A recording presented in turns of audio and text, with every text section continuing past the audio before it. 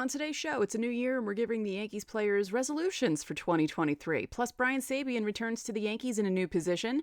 And 50 years ago today, something monumental happened, which changed the course of Yankees history forever. So get ready, because an all-new Locked On Yankees begins now. You are Locked On Yankees, your daily New York Yankees podcast. Part of the Locked On Podcast Network. Your team every day.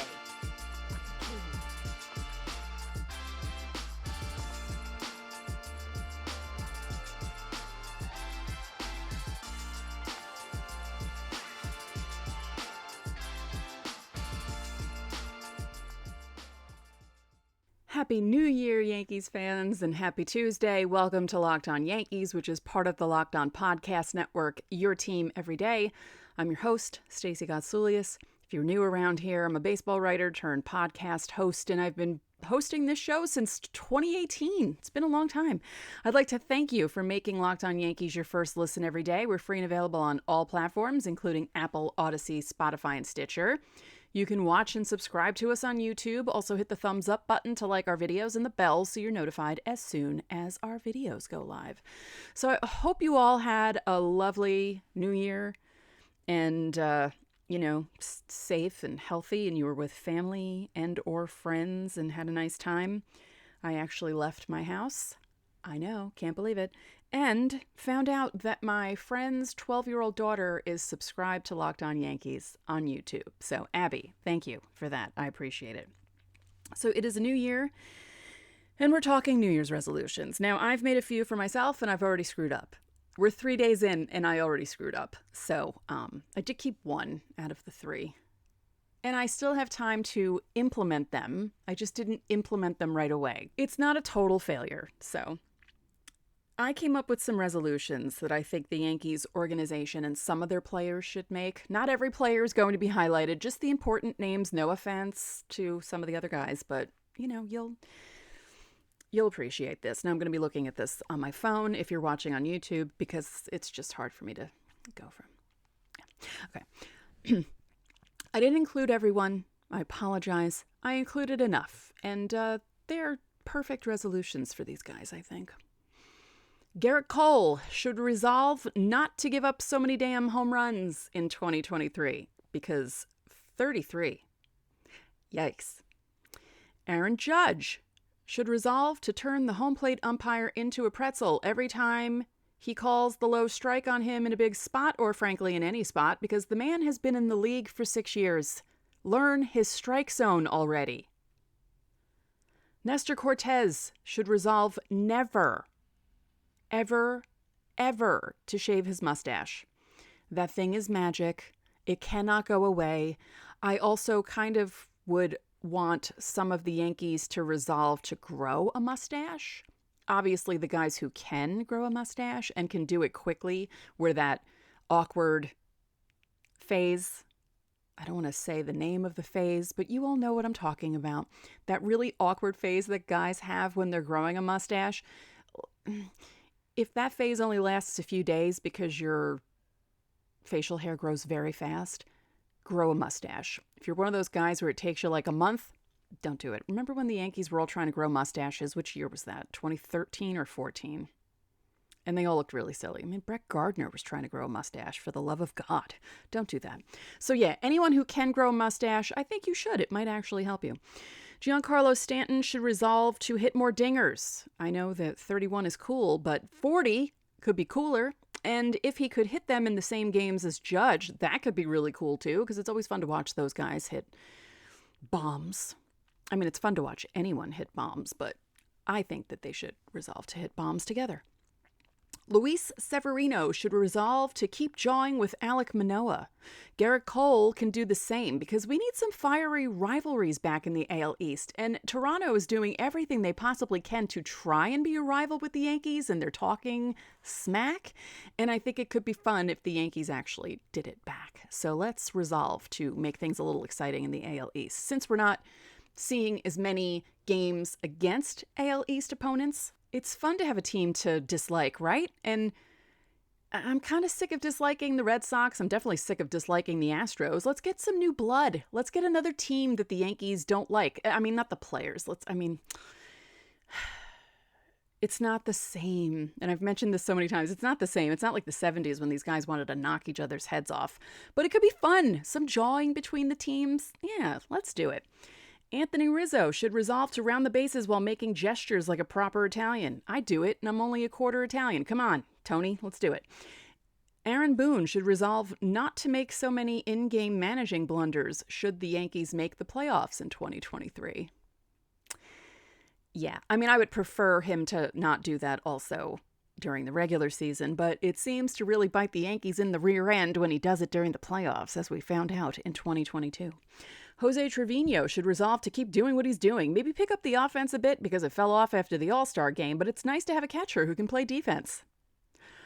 Josh Donaldson should resolve to remember how to hit the ball and not pimp non-home runs because that's embarrassing, my dude. Really. It's just, there's a whole compilation of you pimping things that didn't go anywhere. And it's just, yeah, go to YouTube. It's there.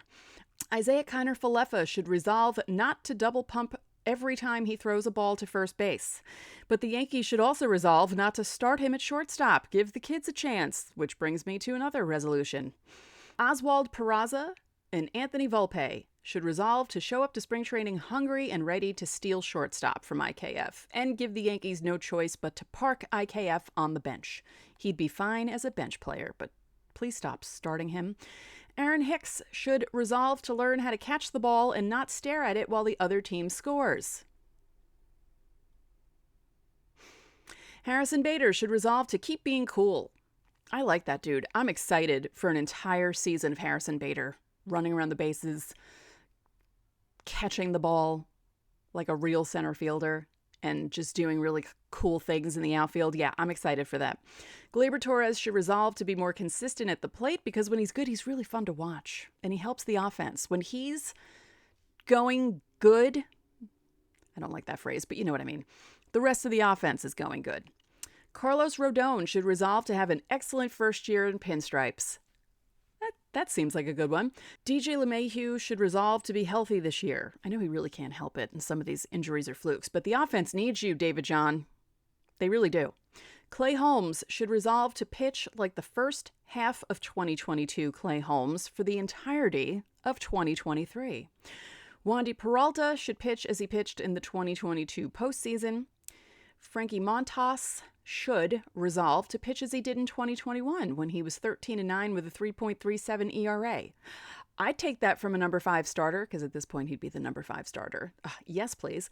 And as a whole, Yankees, can you resolve to beat the gosh darn Astros in the playoffs, please? Because you know you'll be matched up against them again. Please.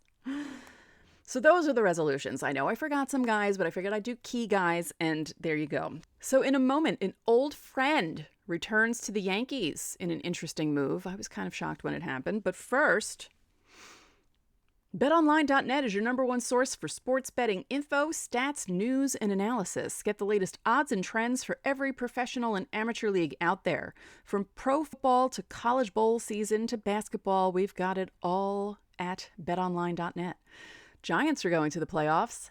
Yay, G-Men! It's been a while. I don't think they're going to go very far, but it's cool that they made the playoffs. If you want to bet on them, you can do that. If you love sports podcasts, you can even find those at BetOnline as well. We're always the fastest and easiest way to get your betting info, so head to the website today or use your mobile device to learn more. BetOnline, where the game starts. Thanks for making Locked On Yankees your first listen every day. Locked On MLB Prospects host Lindsey Crosby is a prospect encyclopedia, and he's going deep on the MLB stars of tomorrow. It's free and available wherever you get podcasts. Listen to Locked On MLB Prospects. Lindsey is really amazing. He knows a lot about a lot of people and a lot of teams, and it's just, he is like an encyclopedia. It's really cool talking to him. I've done a few crossovers with him, and I will do more because there are some people in the Yankees farm system to talk about. He loves Oswaldo Cabrera. And so listen to his show. It's good. So the Yankees announced today that they've appointed Brian Sabean as executive advisor to senior vice president and general manager Brian Cashman. Sabean, 66, rejoins the Yankees after spending the previous 30 seasons with the San Francisco Giants. He spent the last 4 as an executive vice president for San Francisco, working on strategic initiatives as a senior advisor and evaluator.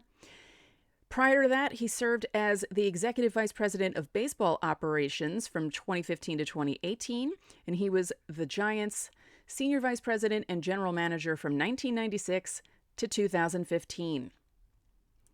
They earned 8 postseason berths. They won 5 division titles, 4 National League pennants, and famously won 3 World Series, 2010, 2012, 2014, the every other year thing, or the even year. We used to call it even year BS on Twitter because it was very odd that they kept winning every other year.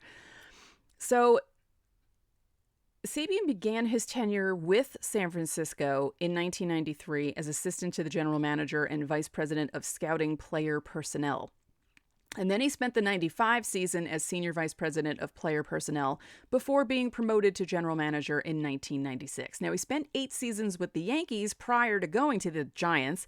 He joined the Yankees in 1985 as a scout before serving as the director of scouting from 86 to 90 and the VP of player development and scouting from 1990 to 1992.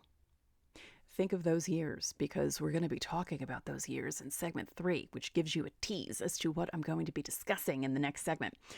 He's from Concord, New Hampshire. He graduated from Eckerd College in Florida in 1978. He began his career in coaching at the collegiate level, working as an assistant baseball coach for St. Leo College, also in Florida, in 1979. Sabean held the same role for the University of Tampa from 80 to 82 before serving as their head coach from 83 to 84. Now I kind of want to look back at the University of Tampa from those years to see who played there, because I feel like some former MLBers were there during those years. Now, he had a conference call today, and Brendan Cuddy of NewJersey.com posted on Twitter that Sabean said, "I'm all in. I'll do anything to help the Yankees win a World Series." And the joke is, can you play left field, Brian? Can you play defense? Can you help that way? Because that's where they need help. So, yeah. No, but good for him. And I was going to make a joke about the fact that he's 66 and still working. But that's the state of the world now. People aren't always retiring at 65. And I get it. It's not like he's going to be, I don't know. I find it funny that he's still working at 66 years old. But good for you, Brian Sabean. And hey, the Yankees need all the help they can get. No offense, but they can. And he did a lot of great stuff with the Giants. I mean, obviously, it was later in his tenure that all the stuff started going well for the Giants. The Giants famously won 103 games in 1993 and didn't even make the playoffs because it was pre-wild card. The Braves made the playoffs. I think they won 106 or 107 because that was when the Braves were in the West, because baseball was wacky in the 90s before the wild card.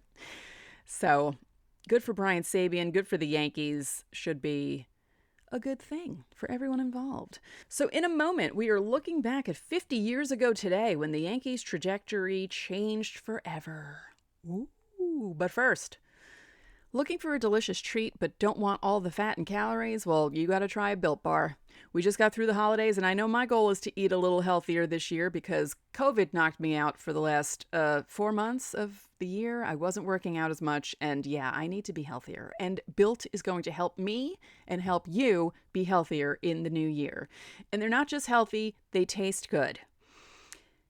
They're so delicious, you won't think they're good for you, but they are, and they're perfect for your New Year's resolution. What makes Built Bar so good? Well, for starters, they're covered in 100% real chocolate. That's right, 100% real chocolate. They come in unbelievable flavors like churro, peanut butter brownie, and coconut almond, which tastes like a mixture of Almond Joy and Mounds. I'm not sure how Built does it, but these bars taste like a candy bar while maintaining amazing macros. And what's even better is that they're healthy. Only 130 calories, 4 grams of sugar, and a whopping 17 grams of protein. And now you don't need to wait around to get a box. For years, we've been talking about ordering your Built bars at Built.com, but now you can get them at your local Walmart or Sam's Club. That's right. Head to your nearest Walmart today, walk to the pharmacy section, and grab yourself a box of Built Bars. You can pick up a 4-bar box of cookies and cream, double chocolate, or coconut puffs. And if you're close to Sam's Club, run in and grab a 13-bar box with our hit flavors brownie, batter, and churro. You can thank me later. So, 50 years ago today, January 3rd, 1973, a 12-member group headed by George Steinbrenner purchases the New York Yankees for $10 million from Columbia Broadcasting System, who had owned the team since 1964. Steinbrenner's initial investment was actually kind of small. I mean, $168,000 is a lot to me, but that's not really that much of a stake in a team like the Yankees. It was a little less than a 2% ownership stake. However, over the years, he wrestled majority ownership of the team from others, and 4 months after his purchase, CBS's Yankees president, Michael Burke, resigned his position because he was in the group with Steinbrenner to kind of shake things up there. And when he died in 2010, Steinbrenner owned 57% of the team. Now, it's possible that this never would have happened, which is crazy to think about. But in 1972, Steinbrenner attempted to buy the then Cleveland Indians. And after the deal fell through, he set his sights on the Yankees. Like, honestly, think about how different everything would be if Steinbrenner owned Cleveland instead of owning the Yankees. Would the Yankees have returned to the top in 77 and 78? Maybe not. Maybe not. It's possible that none of what happened in the last 50 years could have happened. It's possible there weren't 5 World Series. Or it's possible there could have been more. You never know. It is kind of weird to think about, though. I almost don't want to think about the Yankees without Steinbrenner. I mean, as crazy as he was, and, you know, some of the things that he did that were not great, because there were a few times that he got in trouble. We always talk about the 1990 suspension, but, you know, it wasn't the only time he got suspended, because Bowie Kuhn suspended him in, 1974? Yeah, he was suspended for 15 months because he was convicted of contributing illegal funds to the campaign of Richard Nixon. Now, he was only fined $15,000, but the suspension was 15 months. But then 1990, that's the infamous one.